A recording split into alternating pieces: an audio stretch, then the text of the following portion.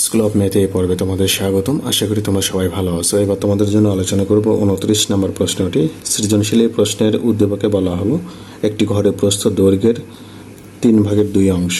ঘরের দৈর্ঘ্য ও উচ্চতা যথাক্রমে 15 মিটার ও 4 মিটার।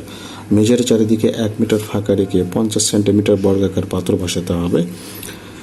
বায়ু পানির তুলনায় হলো 0.00123 গুণ ভারী। আর এখানে বললো কতে বললো ঘরের পরিসীমা বের করতে হবে। খতে বললো মেঝের উল্লেখিত স্থান বাধাই করতে কতটি পাথর লাগবে সেটা বের করতে হবে। গতে বলা হলো ঘরটিতে কত কিলোগ্রাম বায়ু আছে সেটা বের করতে হবে। তো যাই হোক, আমরা আগে দেখব, ঘরের পরিসীমাটা আমরা বের করব।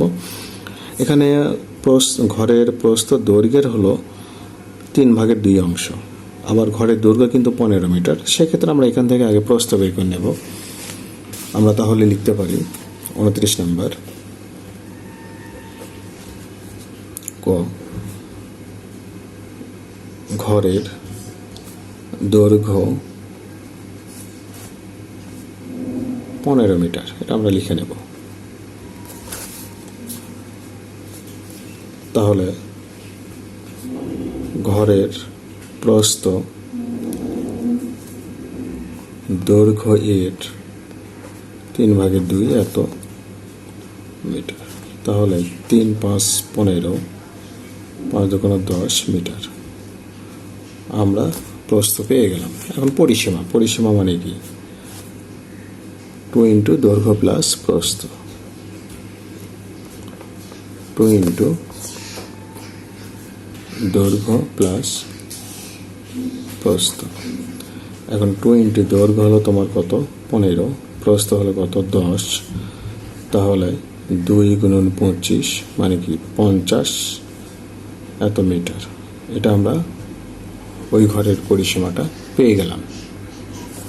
এবার খতে বললো যে মেঝের উল্লেখিত স্থান বাধাই করতে কতটি পাথর লাগবে সেটা। কিন্তু প্রশ্নে বললো একটা কথা, দেখো, মেঝের চারিদিকে 1 মিটার ফাঁকা রাখতে হবে।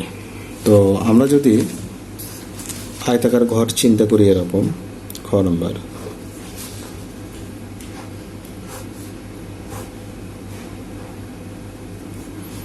তো এর চারিদিকে ফাঁকা, এটা হলো মেঝে, ঘরের মেঝে। এটা চারিদিকে তোমার কি করতে হবে? ফাঁকা রাখতে হবে 1 মিটার। এই যে 1 মিটার, এখান থেকে এইটুকু 1 মিটার, এখান থেকে এইটুকু 1 মিটার, এখান থেকে 1 মিটার, এখান থেকে 1 মিটার ফাঁকা রেখে এইটুকুতে 50 সেন্টিমিটার বর্গাকার পাথর দিয়ে তোমার বাধাই করতে হবে। কতটি পাথর লাগবে সেটা আমরা বের করব। এখন এই যে 1 মিটার ফাঁকা, আমরা এই 1 মিটার ফাঁকা জায়গাটুকু বাদ দিয়ে দৈর্ঘ্য বের করব, ওইটুকু বাদে প্রস্থ বের করে নেব, তারপর আমরা ক্ষেত্রফল বের করে নেব। সেই ক্ষেত্রফলকে আমরা একটা পাথরের ক্ষেত্রফল দিয়ে ভাগ দেব, তাহলে কিন্তু আমরা পাথরের সংখ্যাটা পেয়ে যাব। এখন আমরা তাহলে লিখব, প্রশ্নে বলল যে চারিদিকে 1 মিটার ফাঁকা রেখে, তো আমরা এখানে বলতে পারি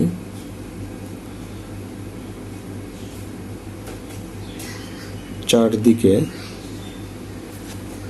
1 মিটার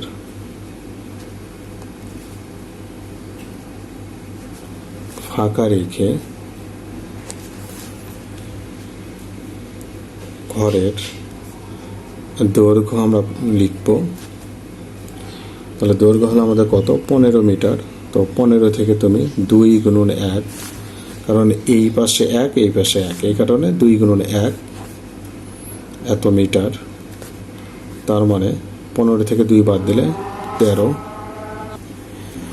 তাহলে দৈর্ঘ্য আমরা পেলাম 13 মিটার। কিন্তু আমরা সেন্টিমিটারে রাখবো, কারণ পাথরের দৈর্ঘ্য দেওয়া আছে সেন্টিমিটারে। এই কারণে 13 × 100 সমান হলো 1300 সেন্টিমিটার। অথবা পাথরের দৈর্ঘ্যকে তুমি মিটারে নিয়ে এসে এটা মিটার রেখে হিসাব করলেও হবে, করলে হলো যে কোনো একটা এককে উল্লেখ করতে হবে। তাহলে ঘরের প্রস্থ বের করে নাও। প্রস্থ হলো তোমার কত? 10 মিটার। তাহলে 10 - 2 × 1 এত মিটার সমান 8 মিটার সমান হলো 800 সেন্টিমিটার বের করলাম। অতএব ঘরটির ক্ষেত্রফল তো 1300 গুণন হলো 800, তাহলে 13 গুণন 8 মানে কি 8 13 হলো 104, আর 2টা শূন্য বসায় দাও, 2টা না 4টা শূন্য, তাহলে এত কি বর্গ সেন্টিমিটার। এটা আমরা ঘরের ক্ষেত্রফল পেয়ে গেলাম চারপাশে 1 মিটার ফাঁকা রেখে। এখন পাথরের ক্ষেত্রফল, যেহেতু বর্গাকার পাথর 50 সেন্টিমিটার, 50 গুণন 50, তাহলে 2500 বর্গ সেন্টিমিটার। এটা আমরা পাথরের ক্ষেত্রফল পেয়ে গেলাম। এখন পাথরের সংখ্যা হবে, আমরা ঘরের ক্ষেত্রফলকে একটা পাথরের ক্ষেত্রফল দ্বারা ভাগ করব।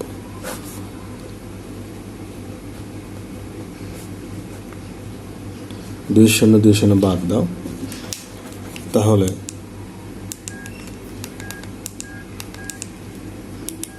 1040 ভাগ হলো 25, তাহলে 416 এতটি। তাহলে পাথর লাগবে তোমার 416টি। গ নম্বরে আমরা ঘরটিতে কত কিলোগ্রাম বায়ু আছে এটা বের করব। আমরা আগে ঘরের আয়তনটা বের করে নেব। তো ঘরের দৈর্ঘ্য আমাদের বের করে রাখছি আমরা কত, 15 মিটার। আমাদের এখানে প্রস্থ হলো 10 মিটার, আর এখানে উচ্চতা দেওয়া আছে 4 মিটার। এগুলো নিয়ে আগে আমরা ঘরের আয়তনটা বের করে নেব। তাহলে গয়ের জন্য যে কাজটি করব, আমরা লিখব ক হতে ঘরের দৈর্ঘ্য 15 মিটার, ঘরের প্রস্থ, আচ্ছা আমরা মিটারকে একটু সেন্টিমিটারে নিয়ে যাই, তাহলে হিসাবটা করতে সুবিধা হবে আমাদের। 1 মিটার সমান 100 সেন্টিমিটার, এত সেন্টিমিটার। ঘরের প্রস্থ 10 মিটার, তাহলে 10 গুণন 100 মানে 2টা শূন্য বাড়বে, এত সেন্টিমিটার।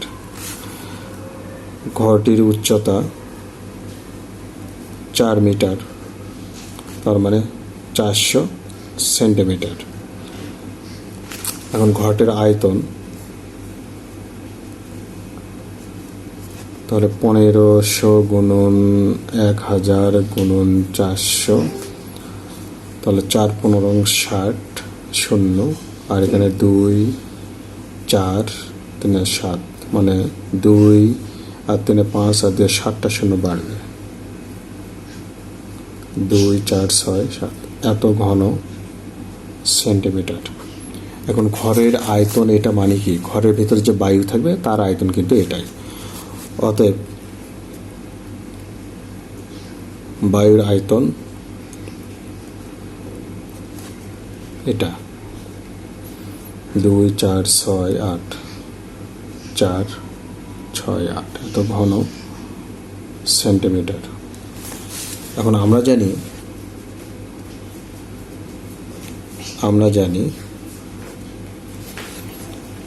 1 ঘন সেন্টিমিটার, 1 ঘন সেন্টিমিটার পানির ওজন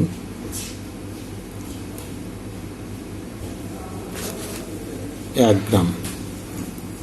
কিন্তু বায়ু আবার পানির তুলনায় কত গুণ ভারী, এটা প্রশ্নে দেওয়াই থাকবে। দেখো, পানির তুলনায় 0.00129 গুণ ভারী। তাহলে আমরা এখানে লিখতে পারি, অতএব 1 ঘন সেন্টিমিটার বায়ুর ওজন 1 গুণন 0.00129 গ্রাম। তাহলে এখানে আমরা বের করে রাখছি কত, 6 লেখা 8টা শূন্য, 2 4 6 8 এত ঘন সেন্টিমিটার বায়ুর ওজন .0001229 গুণন 6 লিখে 8টা শূন্য, তাহলে এটা হিসাব করলে আমাদের কত আসবে? আমরা যদি 0.00129 গুণন 6 লিখে 3 3 6 8, তাহলে আমরা পেলাম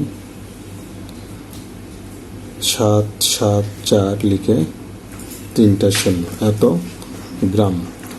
কিন্তু গ্রামের ব্যাপারটা হলো কি এখানে অনেক বড়, তো আমরা এখানে কিলোগ্রামে নিয়ে আসবো, যেহেতু প্রশ্নে আমাদের কিলোগ্রাম চাইছে। আমরা জানি 1 কিলোগ্রাম সমান হলো 1000 গ্রাম, তো এটাকে 1000 দিয়ে ভাগ দাও, ভাগ দিলে তাহলে কি হবে? 3টা শূন্য কেটে যাবে, তাহলে 774 এত কিলোগ্রাম।